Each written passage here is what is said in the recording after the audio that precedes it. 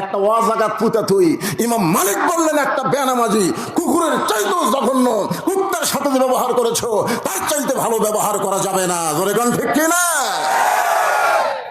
আজকে গোরস্থানে মুসলমান, দুটা গোরস্থান আপনাদের দোয়ায় আমি নিজের চোখে দেখছি।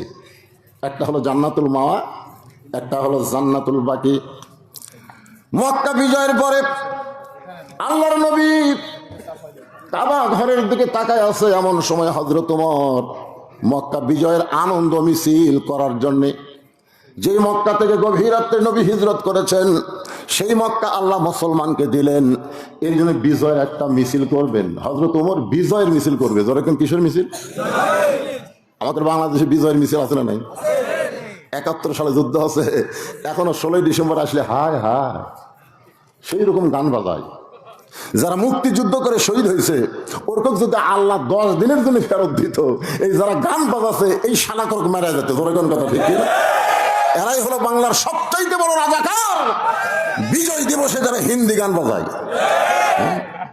এরাই তো রাজাকার। ওমর ফারুক বললেন, ইয়া রাসূলুল্লাহ, যে মক্কা থেকে একদিন গভীর রাত্রে আপনি মদিনায় হিজরত করেছিলেন, আজকে সেই মক্কা আল্লাহ আমাদেরকে দিল, আমরা বিজয় একটা আনন্দ মিছিল করব। সঙ্গে সঙ্গে আল্লাহ তাআলা নবীর উপরে একটা সূরা নাজিল করলেন। সেই সূরার নাম হলো সূরা নসর। জোরে বলেন নাম কি? যারা পারেন তারা আমার সঙ্গে পড়বেন।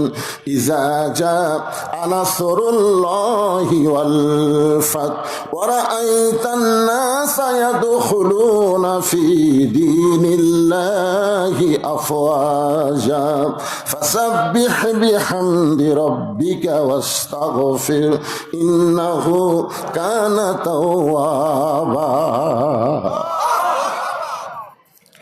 আল্লাহ তাআলা নবীকে বললেন, নবী গো, উমর সাহাবীদেরকে নিয়ে যে আনন্দ মিছিল করতে চায়, উমরকে বলে দেন মক্কা বিজয় কোন মানুষের দ্বারা হয়নি, মক্কা বিজয় হয়েছে আল্লাহর সাহায্য দিয়া। জোরে কোন কার সাহায্য? কথা কন না কেন? তো বিজয় মিছিল না করে কি করা লাগবে? ফাসাব্বিহ ফাসাব্বিহ বিহামদিকা ওয়াস্তাগফির। হ্যাঁ, কিছু না, আস্তে আস্তে। এত বড় মুরব্বী মানুষ বাতাস করলে আপনাকে একটা ফ্যান চলে না? আশ্চর্য কথা রে বা। তাহলে এই মাইক যদি এলাকা তারা আমার মাহফিল আছে তারাও যদি নেয় আর এরকম ফ্যান যদি না দেয়, তাহলে এই মাইকের বিরুদ্ধে আমাকে বলা লাগবে।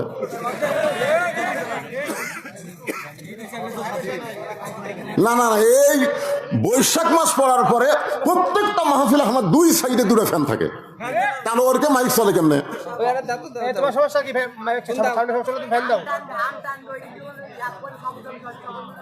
তোর মাইক একলাই চলে নাকি রে?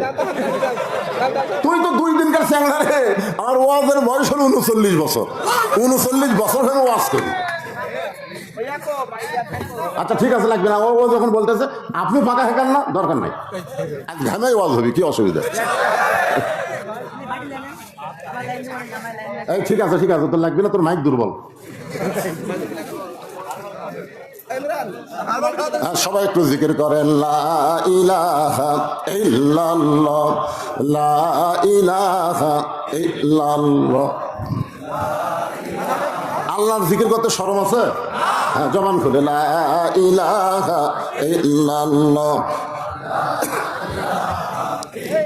আল্লাহর নবী বলেন, কোন ব্যক্তি সারা জীবন যদি পাপ করে, সারা জীবন যদি পাপ করে আর মৃত্যুর সময় এই লা ইলাহা ইল্লাল্লাহ জিকির করতে করতে যদি মারা যায়, শুধুমাত্র জিকির তার মুখে জারি রাখার কারণে আল্লাহ তার জীবনের তামাম গুনাহ মাফ করে দেয়।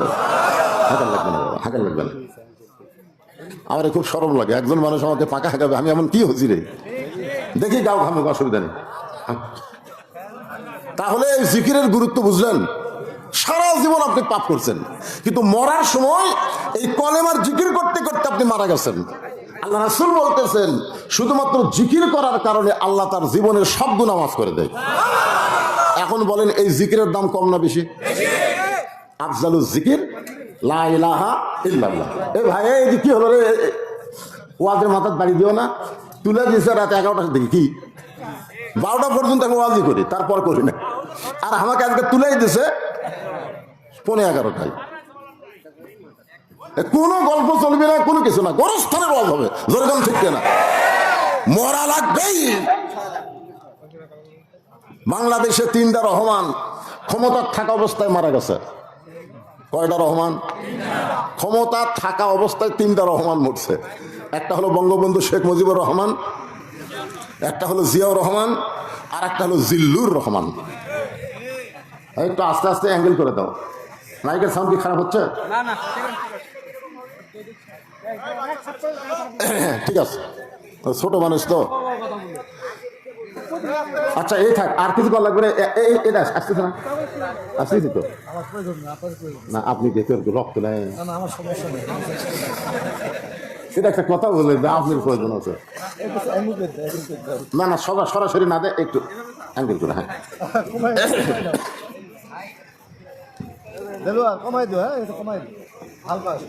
তাহলে মক্কা বিজয়ের আনন্দ মিছিল না করে আল্লাহ তাআলা কি করতে বললেন? ফাসাব্বিহ বিহামদি রব্বিকা ওয়াস্তাগফির। তোমরা মনে করো না যে আমরাই মক্কা বিজয় করেছি। বিশ্বাস করতে হবে মুসলমানের বিজয় সাহায্যকার। নাসরুম মিনাল্লাহি ওয়া ফাতহুন করিব ওয়া বাশশিরিল মুমিনিন। এখন আপনারা বলেন বাংলাদেশ বিজয় এটা কি ভারতের সাহায্য? হ্যাঁ, অনেকে বলে ভারত যদি সাহায্য না করতো আমাদের বাংলাদেশ বিজয় হতো না। ভারত কি জানে না বাংলাদেশ 90% মুসলমান? ভারত অবশ্যই জানে 90% মুসলমানের বাবরি মসজিদ যখন ভাঙ্গা রাম মন্দির তৈরি করব, অবশ্যই মুসলমানের কলিজায় রক্তক্ষরণ হবে। জোরে কোন কথা ঠিক না? আপনারা বলেন ভারতে কি মন্দির বানানোর জায়গা নাই? কিন্তু ফাঁকা জায়গাত মন্দির না বানায়া বাবরি মসজিদ ভাঙ্গা ওই জায়গায় মন্দির বানায়া ভারত প্রমাণ করে দিল। আর যাই হোক, আমরা মুসলমানের পক্ষে নয়। জোরে কোন কথা ঠিক না? বাংলাদেশ স্বাধীন হয়েছে কার সাহায্যে? আরো জোরে বলেন। নবীর সঙ্গে খালি উমর ছিল, সাহাবীর সংখ্যা হলো 10,000। জোরে কোন কয় হাজার? সমস্ত সাহাবীরা বিজয়ের আনন্দ মিছিল যখন করতে চায়, নবী দেখলেন এতগুলো সাহাবীকে চিল্লায়া চিল্লায়া সাইজ করা সম্ভব না। 2-4 জন হলে চিল্লায় চিল্লায় বলা যায় বিজয় মিছিল করা যাবে না রে। কিন্তু নবী দেখতেছে বিশাল, তখন তার মাইকটাই ছিল না। আল্লাহর নবী সমস্ত সাহাবীকে বিজয়ের আনন্দ মিছিল না করতে দেওয়ার জন্যে নবী একটা জায়গার মধ্যে প্রবেশ করলেন, যে জায়গার নাম হলো জান্নাতুল মাওয়া। সে জায়গার নাম কি? নবী আস্তে আস্তে জান্নাতুল মাওয়া গোরস্থানের মধ্যে ঢুকলেন। আপনারা বলেন নবী যখন গোরস্থানের মধ্যে ঢুকবে সাহাবীরা তখন কি করবে? মা আতাকুমুর রাসূলু ফাখুযুহু। আল্লাহ কোরআনে বলেছেন নবী যেটা করবেন তোমাদেরকে সেটাই করা লাগবে। এ কথা কার? আরো জোরে বলেন। আল্লাহর নবী যখন জান্নাতুল মাওয়া গোরস্থানের মধ্যে ঢুকলেন, সমস্ত সাহাবীরা নবীকে অনুসরণ করে ওই গোরস্থানের মধ্যে ঢুকলেন। আপনার বলেন তো, গোরস্থানের মধ্যে যখন কোনো মানুষ যায় ওই মানুষ কি তখন কি আর আনন্দ করতে চায়? মানুষকে যদি আপনি সাইজ করতে চান তাহলে 4তলা 5তলা বাড়ি না দেখায় গোরস্থান দেখান। সব কি দেখতেছেন ভাই? 5তলা করছি, রড বার করে থুসি, আর 8তলা করবার চাই। কান্দের ফেরেস্তা কয় লাগে রে, এইরকম দেখতেছি তো ফেরেস্তা চাপ খাচ্ছে, বুঝলেন? লাগিচ্ছে রে, এই শয়তান ওই 6তলা না দেখে কবরস্থান দেখ। কবরস্থান দেখতে ফেরেস্তারা চাপ খাবি? কথা কন না কেন? বাংলাদেশে কোনো গোরস্থান 2তলা আছে, 3তলা, 4তলা, সব কয়তলা? যদি মন্ত্রী, প্রেসিডেন্ট, জিল্লুর রহমান, জিয়াউর রহমান, শেখ মুজিবুর রহমান, সব 1তলা। আর দুনাত বানাতে 22তলা। সমস্ত সাহাবীরা নবীকে অনুসরণ করলেন। আল্লাহর নবী জান্নাতুল মাওয়া গোরস্থানের মধ্যে একটা কবরের পাশে দাঁড়িয়ে ছোট বাচ্চার মতন কান্না শুরু করে দিলেন। সাহাবীরা বললেন, হে রাসূলুল্লাহ, অনেক কবর জান্নাতুল মাওয়ায়, কিন্তু এই কবরের পাশে দাঁড়ায়া আপনি এমন করে কাঁদতেছেন। আল্লাহ রাসূল বললেন, সাহাবীরা রে, এই কবরের মধ্যে যিনি শায়িত আছে তিনি হলেন আমার দরদের বিবি খাদিজা। সমস্ত সাহাবীরা মুখ চাওয়াচাই করতেছে, কারণ নবী যখন হিজরত করেছেন তার আগে খাদিজা মারা গেছে। তখন নবীর সাহাবীর সংখ্যা ছিল 300 জন। জোরে কোন কয়জন? আর যখন মক্কা বিজয় হচ্ছে তখন নবীর সাথে আছে কতজন? তাহলে 300 জন মাইনাস করলে কত হয়? ৯,৭০০ জন সাহাবী খাদিজার সম্পর্কে জানে যে নবীর একটা বড় বউ ছিল, তার নাম খাদিজা, কিন্তু খাদিজারে কেউ বোঝেও না, চিনেও না। ৯,৭০০ জন সাহাবী বললেন, ইয়া রাসূলুল্লাহ, আপনার দরদের বিবি খাদিজার সম্পর্কে আমরা শুনেছি, কিন্তু খাদিজার সম্পর্কে তো আমরা জানি না। হুজুর, যদি আমাদের একটু জানাতেন। আল্লাহ রাসূল বলে, সাহাবীরা রে, আমার খাদিজার সম্পর্কে যদি জানতে চাও তাহলে শুনে নাও, খাদিজার জীবনের সবচাইতে গুরুত্বপূর্ণ আমল হলো কবরকে স্মরণ করা। কবরকে ভয় করা না, কবরকে কি করা? স্মরণ করা। আজকে আমাদের বাংলাদেশের নেতা বলেন, হুজুর বলেন, বক্তা বলেন, মাস্তান বলেন, বীর বলেন, কবরকে যদি স্মরণ করত ওই মানুষের দ্বারা কোনো খারাপ কাজ হতো না। জনগণ কথা ঠিক না? ওপর দিকে ছায়া হাঁটে, আমার জিনিস কি হচ্ছে রে, 4 বার পাতলা পায়খানা হলে কি কন? আমার জিনিস, আমি কার দল করি? এই তুই জানিস আমার দল ক্ষমতাতে আছে? আপনারা বলেন, কেউ যদি বলে আমার দল ক্ষমতাতে আছে, বুঝবেন সে মুশরিক হয়ে গেছে। কারণ কোন দল ক্ষমতায় নাই, ক্ষমতায় আমার আল্লাহ আছে। জোরে কোন কথা ঠিক কি না? শিরক, শিরক। কেউ যদি বলে আমার দল ক্ষমতায় আছে, এই বিশ্বাস নিয়ে যদি মরে যায়, আপনি যতই কবর জিয়ারত করেন জান্নাতে যাবে না, কারণ ওই কাফের হয়ে মারা গেছে। জোরে কোন কথা ঠিক কি না? আল্লাহ কোরআনে বলেন, তাবারাকাল্লাযী বিয়াদিহিল মুলকু ওয়া হুয়া আলা কুল্লি শাইইন কাদির। গোটা পৃথিবীর রাজত্ব, কর্তৃত্ব, মালিকানা কার হাতে? সমস্ত ক্ষমতার মালিক কে? সাহাবারা জিজ্ঞাসা করলেন, ইয়া রাসূলুল্লাহ, মা খাদিজা কবরকে কেমন স্মরণ করত? আপনি যদি আমাদের বলতেন তাহলে আমরাও কবরকে স্মরণ করব। আজকে যারা এখানে বসেছেন, কবরকে স্মরণ করার দরকার আছে না নাই? মরণ কখন হবে? এখন কখন হবে জানেন? একটা জিনিস আমাকে না জানা, সেটা হলো মৃত্যু। কখন হবে আমরা কেউ জানি না। এখানে যত লোক আমরা বসে আছি, আমরা বাড়ির থেকে আইছি, আবার বাড়িতে ফেরত যাবার পারবো তার গ্যারান্টি আছে? একটা লোক দাঁড়িয়ে বলেন, হুজুর আমার বাড়ি খুবই কাছে, তো এই আমার বাড়ি, হুজুর আমি বাড়ি যাবই। একটা লোক বলেন। তাহলে যদি ক্ষমতা না থাকে, কারা কারা ঈশান নামাজ না পড়ে ওয়াজ শুনতেছেন? যারা যারা ঈশান নামাজ না পড়ে ওয়াজ শুনতেছেন, আপনি কি জানেন যে আরো 20 বছর বাঁচবেন? তাহলে ফজরের আগে যদি আপনার মৃত্যু হয়, দুনিয়ার কত মুসলমান জানাজা করলে আপনি বেহেশত পাবেন? এই জন্য মনোযোগ দিয়ে শুনবেন। সাহাবীরা বললেন, ইয়া রাসূলুল্লাহ, মা খাদিজা কবরকে কেমন স্মরণ করত? যদি আমাদের একটু বলেন আমরা আমল করতাম। আল্লাহ রাসূল বললেন, তাহলে শোনো। একদিন গভীর রাত্রে খাদিজাতুল কুবরা, আমি নবীর হাতটা ধরে ছোট বাচ্চার মতন কাঁদতেছি। আল্লাহ রাসূল বলেন, খাদিজা, দুনিয়ার সবাই ঘুমায় গেছে, আপনি কেন কাঁদতেছেন? খাদিজা বলে, হুজুর আপনি না ঘুমাইলে আমি কোনোদিন ঘুমাই না। হুজুর আপনি না ঘুমাইলে আমি কোনোদিন ঘুমাই না। নবী চমকে বলে, খাদিজা আমি না ঘুমাইলে আপনি কেন ঘুমান না? খাদিজা বলে, হুজুর দুনিয়াতে প্রত্যেকটা বিবি বিয়ে হওয়ার পরে তার হাতটা স্বামীর হাতে তুলে দেয়, কিন্তু আমার ভাগ্য এমন, আমার হাতটা কেউ আপনার হাতে তুলে দেয় নাই, বরং আপনার চাচা আপনার 2 হাত আমার হাতে তুলে দিয়ে বলতেছেন, মা আজ থেকে আমার এতিমের দায়িত্ব তোমাকে দিয়া দিলাম।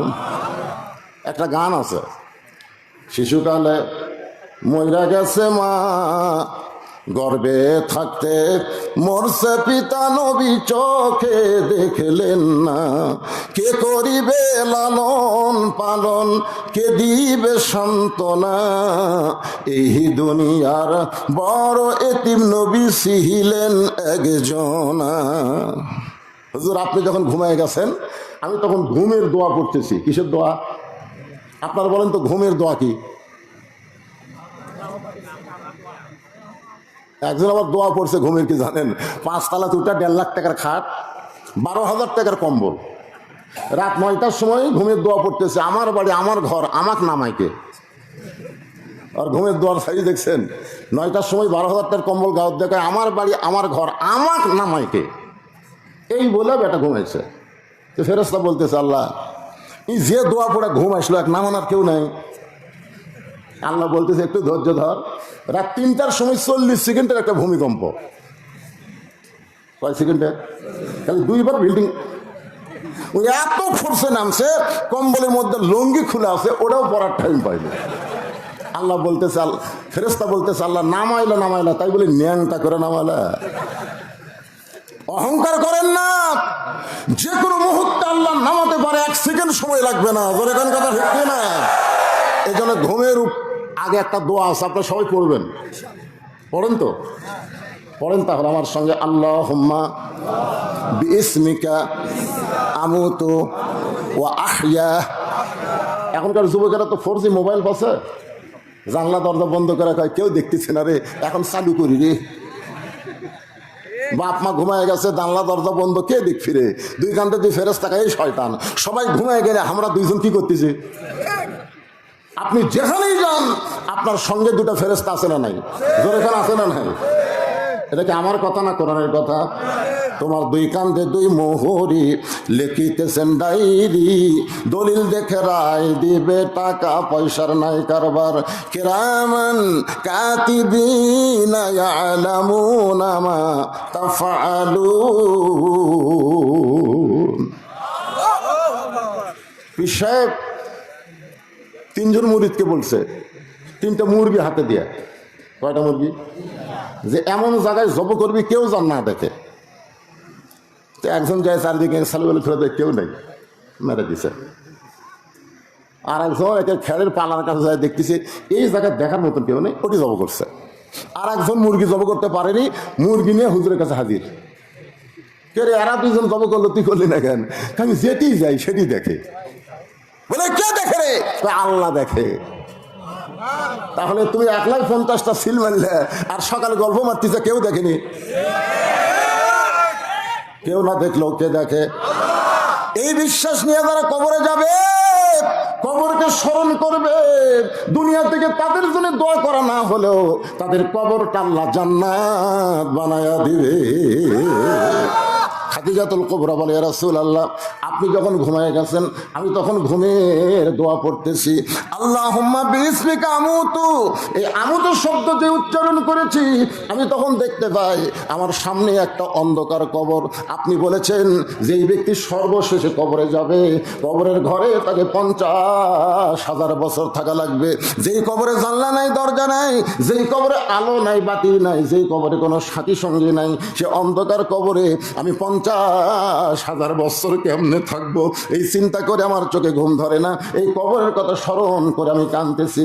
আল্লাহ রাসূল খাদিজার কবরে চুম্বন দিয়ে বলে, খাদিজা, ওই আল্লাহর শপথ করে বলতেছি, ঈমান গ্রহণ করার পরে আপনি আল্লাহর সঙ্গে যে সম্পর্ক গড়ে তুলেছেন, আল্লাহ আপনার কবরকে জান্নাত বানায়া দিবে।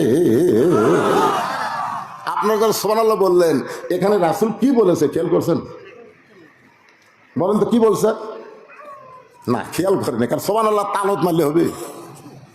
এখানে আল্লাহ রাসূল বলতেছেন, ঈমান গ্রহণ করার পরে আপনি আল্লাহর সঙ্গে যে সম্পর্ক গড়ে তুলেছেন, আল্লাহ আপনার কবরকে জান্নাত বানায় দিবে।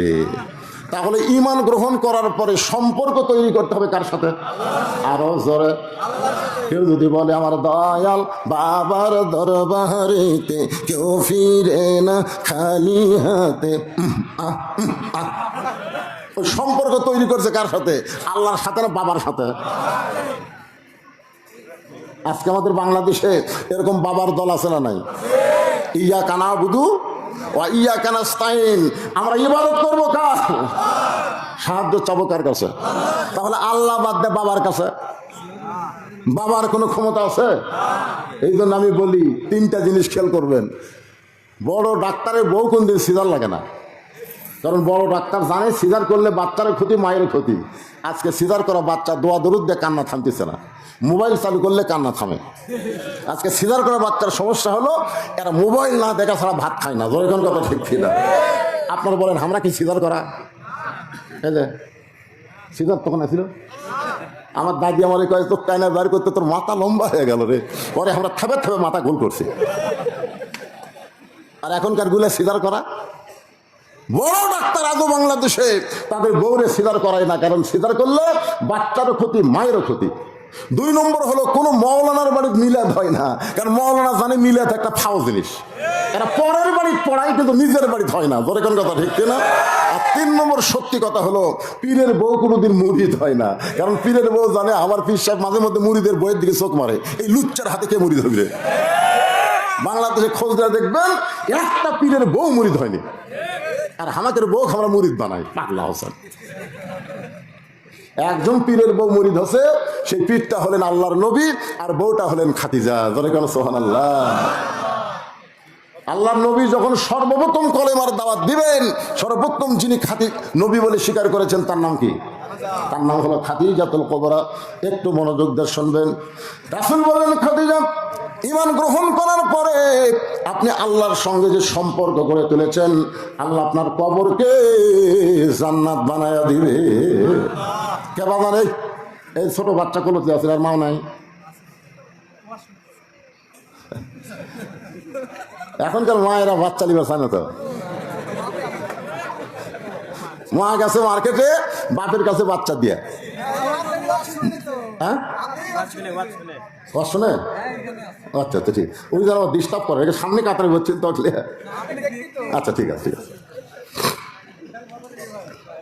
বাবা আনন্দে মাতিয়া সাগরে ভাসাইয়া সেই যে চইলা যায় খবর লয় না, মাজন ধরিয়া উদরে কত কষ্ট করে, 10 মাস পরে পাই প্রসবের বেদনা, এমন দরদি ভবে কেউ হবে না আমার মা। মা গো, বাবা যতই চেষ্টা করুক সন্তান যদি কান্দে থামার পারবে না, পারবে? কিন্তু মা, আহা, একটু মনোযোগ দিয়ে শুনবেন। খাদিজা বলতেছে, রাসূলুল্লাহ আল্লাহ আমার কবরকে জান্নাত বানায় দিবে আমার বিশ্বাস হয়, কিন্তু আপনার কাছে যদি কিছু চাই আপনি কি আমার দিবেন না? রাসূল 3 বার বললেন নাউজুবিল্লাহ। কয়বার? কি বলছে খাদিজা? যদি আপনার কাছে আমি কিছু চাই আপনি কি আমাদের দিবেন না? সঙ্গে সঙ্গে রাসূল বললেন নাউজুবিল্লাহ নাউজুবিল্লাহ নাউজুবিল্লাহ। খাদিজা বলে, রাসূলুল্লাহ আপনার কাছে কিছু চাই। এই কথা শোনার সঙ্গে সঙ্গে 3 বার নাউজুবিল্লাহ বললেন। রাসূল বলে, খাদিজা কেবলমাত্র আল্লাহ ছাড়া কোন নবীর কাছেও চাওয়া চলবে না। এর নাম কি? কথা বলেন। 11 সালে রাসূলের রওজার পাশে প্রথম আমি কেবল হাত তুলছি। রওজার পাশে, আমরা কবরের পাশে হাত তুলি না? আপনারা যখন কবর জিয়ারত করেন দোয়া করেন না? এ করেন কি করেন না? আমি 11 সালে মনে করছি সবচাইতে দামি মানুষটা এখানে শুয়ে আছে, একটু হাত তুলি। যেই তুলছি ভাই, মদিনার পুলিশ দৌড়ে এসে আমার হাতের উপর লাঠি এরকম ঠাঁচিতে বলে, মন্ন কুল্লু হারাম মন্ন। আমি মনে মনে কইলাম, রে আমি একটা বড় বক্তা রে, আর তুই একটা পুলিশ হয়ে আমার ঠাঁচিস। কিন্তু আমার ইমান বলতেছে, মাওলানা তুই বড় বক্তা হলে বাংলাদেশের ভেজাল দেশের, মদিনা হলো আসল জায়গা, এই জায়গায় ভেজাল কোনো দোয়া চলবে না। জোরে কোন কথা ঠিক কিনা? যত বড়ই বক্তা হই আমার দেশটা কি ভেজাল। ভেজাল যেই দেশে মানুষের আইন চলে, আল্লাহর কোরআন চলে না, সেই দেশ হলো ভেজাল দেশ। জোরে কোন কথা ঠিক কিনা? আজকে উপজেলা চেয়ারম্যান সাহেব যে বক্তব্য দিল, আইনের শাসনের যে বক্তব্য দিল, এই শাসনে কিন্তু সম্রাট জাহাঙ্গীর মানুষের তৈরি আইনটা করে নাই, আল্লাহর কোরআনের আইনটা করেছে। ধরে কোন কথা বলছে না। উপজেলা চেয়ারম্যানের বক্তব্যটা আমার কলজাত লাগিছে, এত সুন্দর কথা। কিন্তু আমাদের বাংলাদেশের বিচার কি জানেন? ওই 6 বছর ধরে আমের গাছে চাষ করছে, 6 বছর। জ্যৈষ্ঠ মাসে দেখতে গেছে আম পাকছে কিনা, যাদেরকে ছোট বাচ্চা গাছের ডালে বসে আম পাকতেছে। বাগানের মালিক বলে, আমি খাইনি, পরিবারে কেউ খাইনি, তুই আমার কাছে আম পাড়তেছিস, তোর বাপকে বিচার দেবো রে, এই তোর বাপক বিচার দেবো। ছেলে খালি মুসকে মুসকে হাসে। বাগানের মালিক বলে, হাসিস কেন? বলে, হাসার কারণ হলো আমার বাপকে কোথায় খুঁজবেন, আমার বাবাও আর এক গাছে চড়ছে। দেখা দেখে ওর বাপ খালি আম পাড়ার বস্তা ভরায়, গাছের নিচে বসে কান্দার বলে, আল্লাহ বিচার দেবো কার কাছে? বেটা ওসর বাপ ওসর। আজকে আমাদের বাংলাদেশের বিচারের অবস্থা তাই হয়ে গেছে, বিচার দেবেন কার কাছে? চোর চোর আসলে বসে আছে। ধরে কার কথা বিচার দেওয়ার জায়গা নেই। মুরগি চোরা মেম্বরের কাছে নিয়ে যাবেন, মুরগি চোরা হাসতে থেকে হাসিস কে, মেম্বর তো চাউল চুরি করছে। এ তো চেয়ারম্যানের কাছে নিয়ে যাবো, মেম্বার করছে মনে মন, চেয়ারম্যান করছে টনে টন। ন্যায় বিচার হবে একমাত্র আল্লাহর কোরআন দিয়া। ধরে কোন কথা ঠিক করে একটু মনোযোগ দিয়ে শোনেন। খাদিজা বলে, রাসূলুল্লাহ, আপনার কাছে আমি যা চাবো তা যদি আল্লাহ দিবার না পারে তাহলে আল্লাহর কাছে কেমনে চাবো? নবী চমকে করছে। নবী বললেন, খাদিজা, আমার কাছে যা চাবা তা আল্লাহ দিবার পারবি না? খাদিজা বলে, হুজুর মনে করেন আপনার সাথে আমার বিয়া হয়নি, আমি গভীর রাত্রে আল্লাহকে বলতেছি, আল্লাহ আমার পেটে তো একটা বাচ্চা দাও, আমি মা হবার চাই। আপনি বলেন তো আল্লাহ কি আমার পেটে বাচ্চা দিবি? রাসূল বলতেছে, আল্লাহ দিবার পারলেও দিবি না। কি জন্য দিবি না? বাংলাদেশে 14 ফেব্রুয়ারি পালন হবে, বিয়া ছাড়াও পেটত বাচ্চা হবে। জোরে এখন কথা ঠিক কিনা? ওই মেয়ে মানুষের যদি ধরা হয় কেন তোর পেটত বাচ্চাকে আল্লাহ দিছে। এই জন্য আল্লাহ দিবার পারলেও দিবে না। একজনকে আল্লাহ দিছিল, তার নাম হলো মরিয়ম। মরিয়মকে বাচ্চা দেওয়ার পরে জাকারিয়া নবীরা পিটন খাসে ভাই। জোরে এখন কথা ঠিক কিনা? সমস্ত লোক সন্দেহ করে জাকারিয়া তোক দিয়ে কাম হলো। মরিয়মের বিয়ে হয়নি, পেটের মধ্যে বাচ্চা কেমনে আইলো? জাকারিয়া কান্দের, আল্লাহ কাম করলে তুমি আর পিটুন খাই আমি। আল্লাহ কাই, জাকারিয়া, আদমকে আমি বাপ মা ছাড়া তৈরি করেছি, ঈসাকে আমি বাপ ছাড়া দুনিয়াতে পাঠাইছি। কিয়ামত পর্যন্ত এই ধারা বন্ধ হয়ে গেল, আর স্বামী ছাড়া কারো সন্তান পেটে আসবে। খাদিজা বলে, রাসূলুল্লাহ, আমি আপনার কাছে যা চাবো তা যদি আল্লাহর না থাকে আল্লাহ কেমনে দিবে? রাসূল বলে, খাদিজা, আল্লাহর নাই এ কথা বলা চলবে না। খাদিজা বলে, হুজুর আমার যা আছে আল্লাহর তা নাই। খাদিজা বলে, রাসূল বলে, খাদিজা তোমার কি আছে যে এটা আল্লাহর নাই? খাদিজা বলতেছে, আমার বাপ আছে, মা আছে, কিন্তু আল্লাহর বাপ মা। খাদিজা বলে, আমার মৃত্যু আছে কিন্তু আল্লাহর মৃত্যু নাই। আমি খাদিজার ঘুম আছে কিন্তু আল্লাহর ঘুম নাই। আমি খাদিজা খাওয়া দাওয়া করি কিন্তু আল্লাহ খায় না। মান্দা যা করে আল্লাহ তা পারে না। ধরে কোন কথা ঠিক কি? রাসূল বলে, খাদিজা তাহলে আপনি কি চান? খাদিজা বলে, হুজুর আমি মরে যাওয়ার পরে আমার 3টা চাওয়া, জীবিত অবস্থায় চাইয়া আপনাকে কষ্ট দেব না, মরে যাওয়ার পরে 3টা জিনিস আমি চাই। ধরে বলেন কয়টা? 1 নম্বর হলো ওই যে গাড়ি হীরার মধ্যে আপনি 3 বছর সাধনা করার কারণে আল্লাহ তাআলা কোরআনের 5টা আয়াত আপনার উপর নাজিল করেছে। কোরআনের প্রথম 5টা আয়াত, সর্বপ্রথম শব্দটা হলো ইকরা। সবাই বলেন ইকরা বিইসমি রাব্বিকাল্লাযী খালাক। পড়ো তোমার আল্লাহর নামে। আমাদের বাংলাদেশে আল্লাহর নামে পড়ার মধ্যে কোনো খারাপি নাই, আর আগডম বাগডম ঘোরাডম সাজে এই মিথ্যা পড়ার মধ্যে খারাপি আছে। ধরে কোন কথা ঠিক কিনা? আপনি বিশ্বাস করেন যারা ইকরা বিইসমি রাব্বিকাল্লাযী খালাক এই পড়া যারা পড়তেছে, এরা কোনদিন অজু ছাড়া পড়ে? এরা কোনদিন পেশাব করে পানি যায় না? দেখছেন? কথা কয় না। ক্লাস 2-এ পড়ে, পিঠের উপর ক্লাসের ব্যাগ থুয়ে ওই খাড়া হয়ে পেশাব করতেছে। আমি বললাম, কেন বসে থাকে কর, খাড়া হয়ে পেশাব করিস, পেশাব কেমনে করা লাগে তোর স্যার তোকে শিখাইনি? ও তখনকার চাষা যে কি খান, তোরা ওই পেশাব খান যা দিকে আমার স্যারই খাড়া হয়ে পেশাব করে। স্যার খাড়া হয়ে পেশাব করে, তার ছাত্র খাড়া হয়ে পেশাব করবেই। আর পড়াটা হলো আইরাই টিয়ে নাই ভরা দিয়ে না লেগে গেল বল মাসে, তাই না দেখা ভোদন নাচে। রাসূলকে আল্লাহ শিক্ষা দিলেন বিইসমি রাব্বিকাল্লাযী খালাক। যে আল্লাহ আপনাকে সৃষ্টি করেছেন সে আল্লাহর নামে পড়েন। সেই পড়াটা এই কোরআনে আছে না নাই? আছেন? সবাই একটু কোরআনটা ধরেন, কোরআনটা খোলেন, কোরআন কি বলতেছে। আজও বাংলাদেশে অনেক যুবক আছে এখন পর্যন্ত কোরআনটা হাত দিয়ে স্পর্শ করে নাই। ইমাম গাজ্জালি বলেছেন, কাবা ঘরকে 1 কোটি বার চুমা খাইলে আল্লাহ তোমাকে যে সওয়াব দিবে তার সাথে বেশি সওয়াব তুমি পাবে এই কোরআনকে পবিত্র অবস্থায় ধরে। কোরআনকে যদি 1টা বার চুমা খাও, কাবা শরীফ চুমা খাওয়ার চাইতে 1 কোটি গুণ বেশি সওয়াব আল্লাহ তোমাকে দান করবে। তাহলে এই কোরআন আমাদের ধরার দরকার আছে না নাই? ও আপনি সারা জীবন কোরআন পড়লেন না, আর আপনি মরে গেলেন, আপনার লাশের পাশে কোরআন সই পড়তেছে, ঝুঁকতিছে আর মারতেছে, ঝুঁকতিছে আর মারতেছে। 1 খতম কোরআন হয়ে গেলে দোয়া করতেছে, আল্লাহ আমাদের কোরআন সব পড়লাম, আল্লাহ এর যা সওয়াব হয় সব এই মাইয়াতকে দাও। 2 কান্দে 2 ফেরেশতাকে আল্লাহ এই শয়তান কি কয়? আল্লাহ নবী করেছে যে ব্যক্তি কোরআন পড়বে প্রতি অক্ষরে তাকে 10টা করে নেকি দেওয়া হবে। আলিফ 10, লাম 10, মিম 10, পড়াও সারা, নেকি দেওয়াও সারা। ওই যে কোরআন পড়া নিয়ে কি তোর আমল নামাজ লেখা হয়ে গেছে, ওই যে আবার সালাম দিচ্ছে, যা পড়ছি আল্লাহ সবক দেও, তুই একই সব কয়বার। আল্লাহ কয় ফেরেশতা তোরা সাক্ষী থাক, কোরআন কোনো মরা মানুষের জন্য নয়, কোরআন হলো জীবিত মানুষের হেদায়েতের খোরাক। জোরে কর কথা ঠিক না?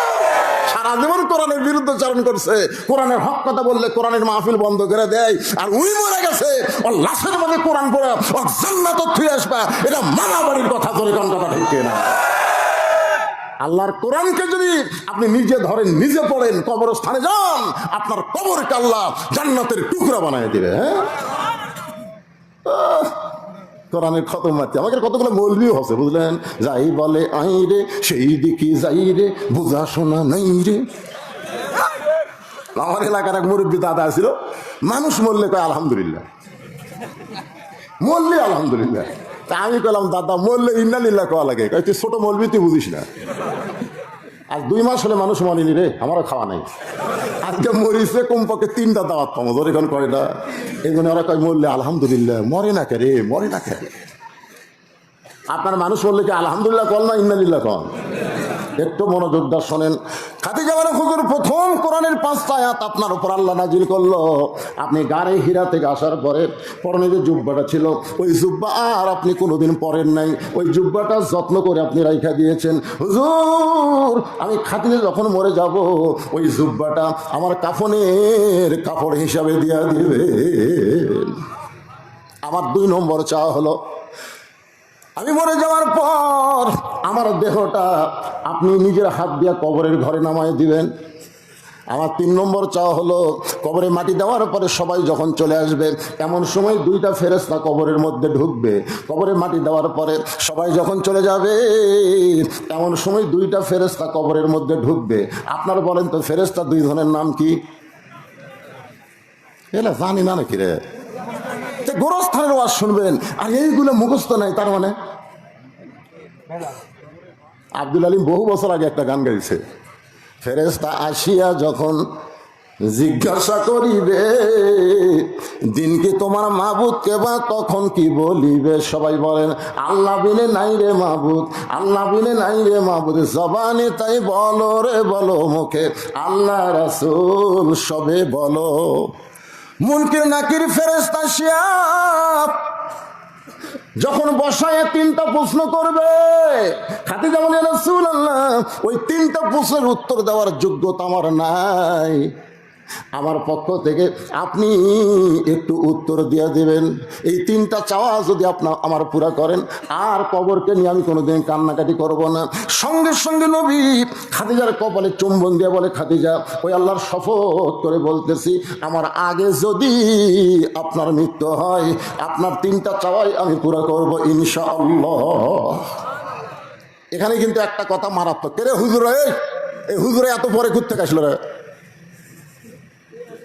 এই শোনেন, এই যে কথাটা খেয়াল করা নেই বাজান, আল্লাহ রাসূল কিন্তু মারাত্মক একটা কথা বলেছে যে আমার আগে যদি আপনার মৃত্যু হয়। এই কথার দ্বারা নবী বুঝালেন কে কখন মরবে, এটা নবীও আর আমাদের মধ্যে কত নেতারা জানে।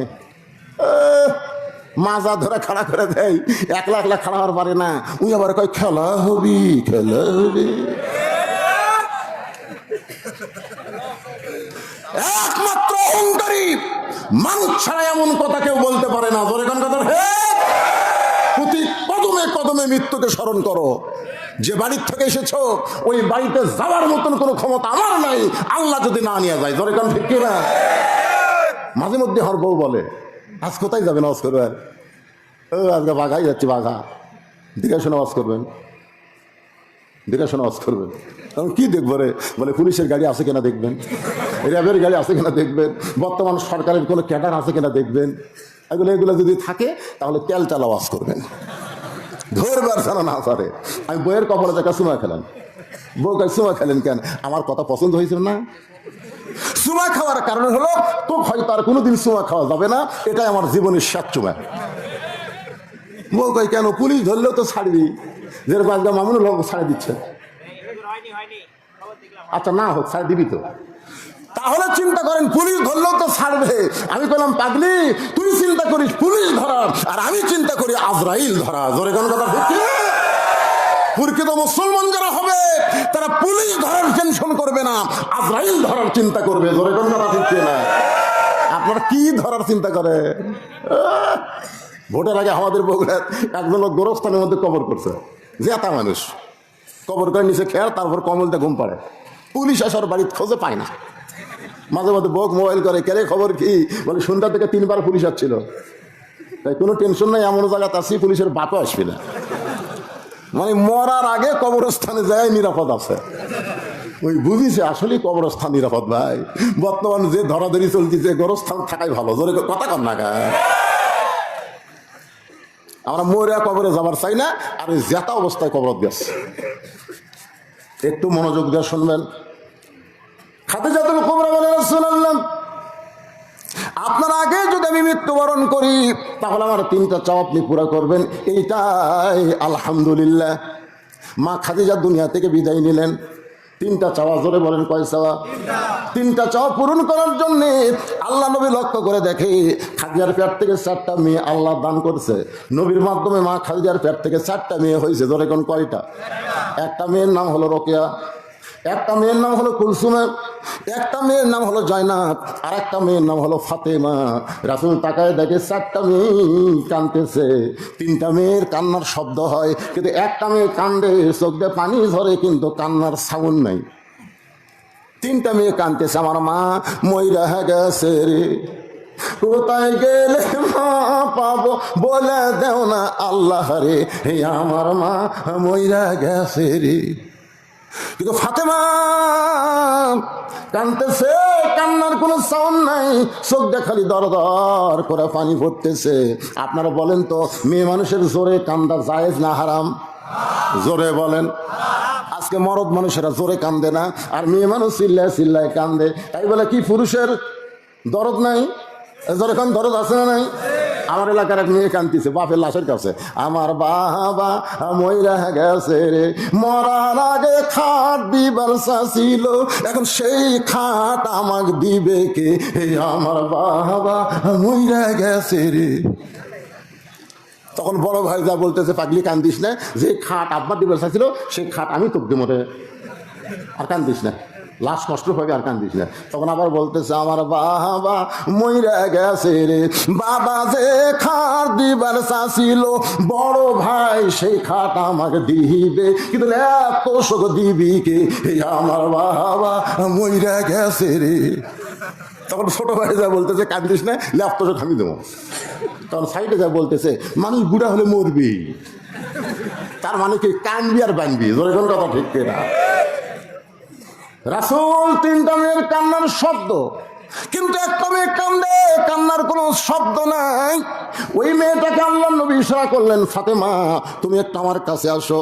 ফাতেমা যখন নবীর কাছে, আল্লাহর নবী ফাতেমাকে বললেন, মা তোমার মা দুনিয়া থেকে বিদায় নেওয়ার আগে আমাকে ওসিয়ত করে গেছে। মা ওসিয়ত পালন করা হলো ওয়াজিব। জোরে কারণ ওসিয়ত পালন করা কি? মরার আগে ওসিয়ত করে গেছে, 3টা বিষয় ওসিয়ত করে গেছে, ওসিয়ত পালন করা লাগবে। মা নবী বলতেছেন ফাতেমাকে, এখান থেকে ওসিয়ত আপনি করতে পারেন, আপনি বলবেন আমার ওসিয়ত হলো আমি মরে যাওয়ার পর কোনো বেনামাজি আমার কবর খুঁড়তে পারবে না। আপনি ওসিয়ত করবেন আমি মরে যাওয়ার পর মসজিদের মুয়াজ্জিন আমাকে গোসল করে দিবেন। আপনি ওসিয়ত করবেন বেশি মুসল্লি আমার দরকার নাই, কেবলমাত্র নামাজি যারা 5 ওয়াক্ত নামাজ পড়ে তারা আমায় জানাজায় হাজির হবে। এরকম ওসিয়ত করা ইসলামে জায়েজ আছে না নাই? এখন আপনারা বলেন তো, আপনাদের গোরস্থানে যারা কবর খোঁড়ে এরা কি নামাজি না বেনামাজি? বুঝছেন? আপনারা জানেন আমার এলাকার কেউ মরলে ওরাই 5 জন, কেউ মরলে কয়জন? ওরাই 5 জন, যাই মরুক ওরাই 5 জন। যাই মরছে তার ভাইকে বলতেছে, ভাই তোর বাপ তো মরলো, আমরা 5 জন 5 প্যাকেট সিগারেট দে, এখন আর বিড়ি খানা সিগারেট। তখন 5 প্যাকেট সিগারেট দিচ্ছে, ওরা 5 জন ওটি থাকে ধরাছে। একজন কবর খুঁড়তেছে, ওইও টানতেছে, যাই মাটি সমান করতেছে ওইও টানতেছে, যাই নিচ থেকে মাটি উপর তুলে ফেলে দিচ্ছে ওইও টানতেছে। গোরস্থানে যত ফেরেস্তা ছিল একটাও নাই, কারণ সিগারেটের গন্ধে ফেরেস্তা থাকে, সব ফেরেস্তার রাস্তার খাড়ায় আস। আল্লাহ বলে ওই ফেরেস্তার রাস্তার কেন? ওই যে হারে বিড়ি খাচ্ছে আল্লাহ, ওই ধাক দিয়ে তো আমরা যাওয়ার পারতেছি না। দুই একটা বিড়ি ওই দেওয়াল, মাটির দেওয়াল, কাঁচা দেওয়ালের সাথে বিড়ির দুর্গন্ধ লাগা আছে। দেখবেন যারা বিড়ি খায় ওর কাপড়ও বিড়ি বিড়ি গন্ধায়, ওই যে বিছনাথ থাকে ওই বিছনাথ বিড়ি বিড়ি গন্ধায়, ওই যে বালিশত ঘুম পাড়ে ওই বালিশও বিড়ি বিড়ি গন্ধায়। ওর বউ বিড়ি খায় না, কিন্তু বিড়ি খোরের সাথে থাকার কারণে ওর বউটাও বিড়ি বিড়ি গন্ধায়। এখন কথা ঠিক কিনা? এখন কবর বিড়ি বিড়ি গন্ধাচ্ছে, অক মাটি দিয়ে সবাই চলে গেছে। মুনকিন নাকি লাখ ধরে ঢুকছে, মুনকিনের কিন্তু ঢোকা লাগবে, ঘাট ধরে তুলিছে। কে রে ভাই? হক তিনটা প্রশ্ন করা বাদ দেখে হাত ধরে, শয়তান তোর কবর খুঁড়ছে কে? আগে সেটা কর, তোর কবর বিড়ি বিড়ি গন্ধায় করে। তুই দুনিয়াতে ভালো মিস্ত্রি যা তিনতলা বিল্ডিং বানালি, যেই মিস্ত্রি বিল্ডিং বানালে তোর বিল্ডিং থাকবে না, ধ্বংস হবে না। তুই দুনিয়াতে কয়েকদিন থাকলি, তারপরে ভালো মিস্ত্রি যে বিল্ডিং বানালি, আর যেই কবরে 50,000 বছর থাকা লাগবে, সেই কবর খোঁড়ার জন্য ভালো মিস্ত্রি তোর সবত পড়ে না? বিড়ি খোরের গোষ্ঠীরা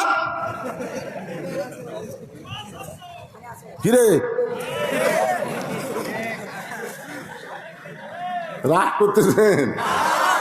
লাভ নেই। খাদিজার মতন একজন মহিষী নারী বলেছে আমার 3টা ওসিয়ত পুরা করা লাগবে। রাসূল বলে ফাতেমা, 1 নম্বর ওসিয়ত হলো তোমার মাকে কাফনের কাপড় পরাতে হবে, তোমার মাকে গোসল করাতে হবে। তোমার মা বলেছে আমার 4টা মেয়ের মধ্যে ফাতেমা যেন একা একা আমাকে গোসল করায়, ফাতেমা যেন একা একা আমাকে কাফন পরায়। ফাতেমা বলতেছে বাবা আমার মায়ের মেয়ে হলো 4টা। জোরে বলেন কয়টা? 4টা মেয়ের মধ্যে অন্য 3টা মেয়েকে বাদ দিয়া শুধু আমাকেই গোসল করাতে হবে, আমাকে কাফনের কাপড় পরাতে হবে। ও বাবা এই কথা মা বলল, কিন্তু আমার 3টা বোন তো মনে মনে মন খারাপ করবে। রাসূল বলে ফাতেমা রে, তোমার মা যে তোমার মধ্যে কি দেখেছে, যেটা দেখার কারণে তোমার মা তোমার ব্যাপারে আমাকে ওসিয়ত করেছে। তোমার মাকে গোসল করাতে হবে, তোমার সঙ্গে কেউ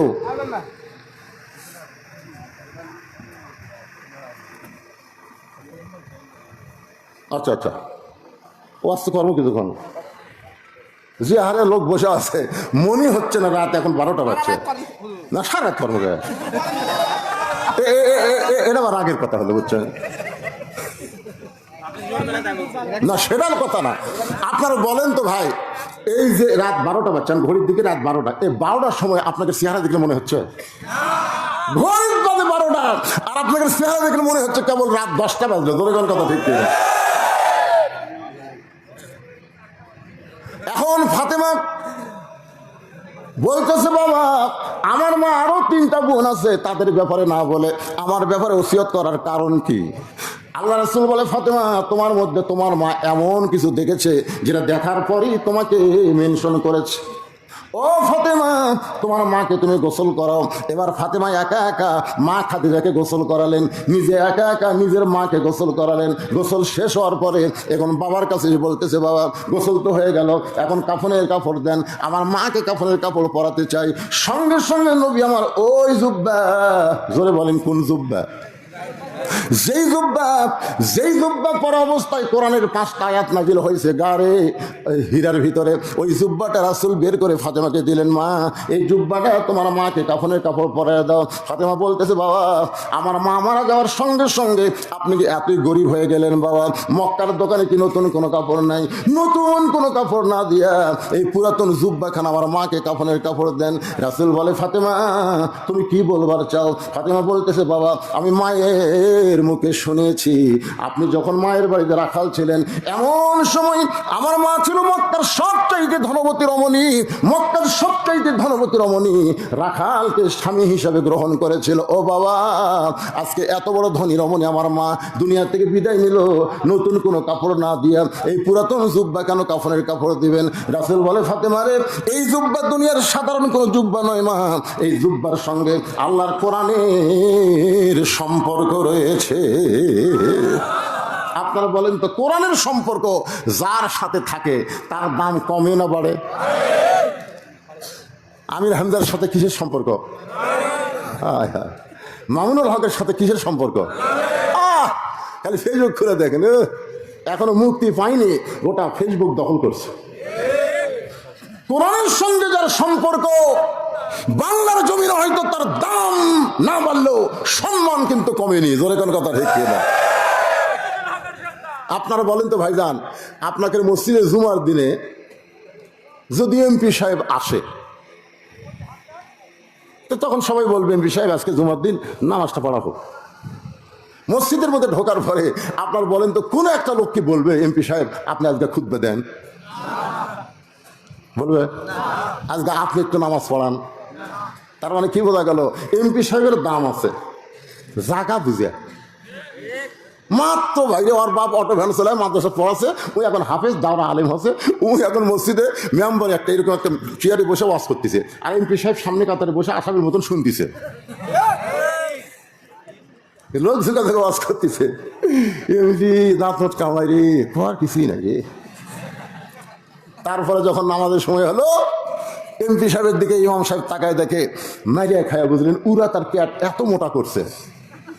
ইমাম বলতেছে আজকে তো রুকুর মধ্যে সাইজ করবো, কারণ যার কেউ এত মোটা পেট মোটা এক জায়গার তারা খুব বিপদে থাকে, সেটা হলো নামাজের রুকু। এখন কি দেখবেন ওরা কিন্তু ফিট বেকা না করতে খারাপ হয়। ইমাম কয় আজকে সওয়াব বেলা আজিম টাইনে টেনে কোমরে রুকুর যা সওয়াব বেলা আজিম সওয়াব বেলা আজিম। ইমাম কয় যতই মাজা কষা মাথা তুলবার পারবো রে, যতক্ষণ আমি না তুলবো। জোরে কোন কথা ঠিক কিনা? কোরআনের সঙ্গে যার সম্পর্ক, একই গাছের কাঠ দিয়ে তিনটা জিনিস বানাইছে, একটা হলো খাট, একটা হলো সোফা, আর একটা হলো রেহাল। একই গাছের কাঠ দিয়ে তিনটা জিনিস বানাইছে, একটা হলো খাট, একটা হলো সোফা, আর একটা হলো রেহাল। আপনার বলেন তো এই তিনটা জিনিসের মধ্যে দাম বেশি কার? খাটের সাথে মানুষের সম্পর্ক, সোফার সাথে মানুষের সম্পর্ক, আর রেহালের সাথে আল্লাহর কোরআনের সম্পর্ক। শুধু কোরআনের সম্পর্ক থাকার কারণে একটা কাঠের রেহালের দাম যদি বাইরা যায়, তাহলে সেই কোরআনের সাথে আমাদের সম্পর্ক করার দরকার আছে না? না, কারা কারা করবেন? দুই হাত করে আমার আল্লাহকে একটু দেখান, লিল্লাহি তাকবীর। হাত নামান। আল কোরআনের আলো না, ওটাও নয়। শোনেন, এই যে সংসদে জ্বলার কথা বললে এক দল বলবি, আর ওই দল না না না তা বলবেন কেন? অ্যাঙ্গেলে মার দেবে। অ্যাঙ্গেলের মার কি জানেন? আল কোরআনের আলো সব জায়গায় যা আলো। আপনারা বলেন সব জায়গা বললে এর মতো সংসদ আছে না নাই? তাহলে আমরা খামাকা সংসদের কথা কই, আগামী কয়েকদিন পরে আমার আর একটা মাহফিল আছে নাই? এরা কি এরাও ঢাকা না রে? ওটা তো সংসদের লোকরে অকারায় সাথে যাবে না, দরকার কি ভাই? অ্যাঙ্গেলে মার দিয়ে যাই। তোর কোন কথা ঠিক কি না? হ্যাঁ, গলা খাকারে দেন। আল কোরআনের আলো,